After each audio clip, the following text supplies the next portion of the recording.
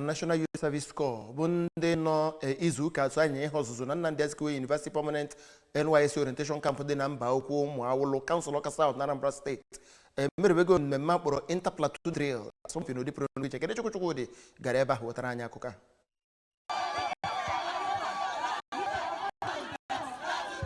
Onye na-achịkọta ngalaba NYSC nke Anambra State bụ Odoziakụ Blessing Iruma kọwara na mmemme ahụ bụ nke nnukwu ya na ịkwado ndị na-efe ala nna ha site na nkụzi a na-enye ha na oge orientation program a na-eme ha. Onye bụ camp commandant bụ Captain Yakubu Suleiman kwusiri ike na ihe akpọrọ parade nke na-egosipụta nkwadobe na njikere ndị na-efe ala nna ha ịdị uchu maka ọrụ chere ha n'iru. Ndị na-efe ala nna ha gwara ndị ndakọ ABS okwu na oge mmemme ahụ, ndị gụnyere Maazị Oziọma Okonkwo onye si Enugu steeti yana Maazị Gideon Chukwuemeka onye si Delta steeti na Nwaada Gloria Ojimere onye si Edo steeti kwuru na nkwadobe orientation course enyere ha bụ nke tara akpụ bụkwara nke ihe na-atọ ụtọ dị iche iche gosipụtara na ya, nke ha dị nkwadobe ife ala nna ha na Anambra steeti site n'ebe a na-enye ndị na-efe ala nna ha ọzụzụ nke dị na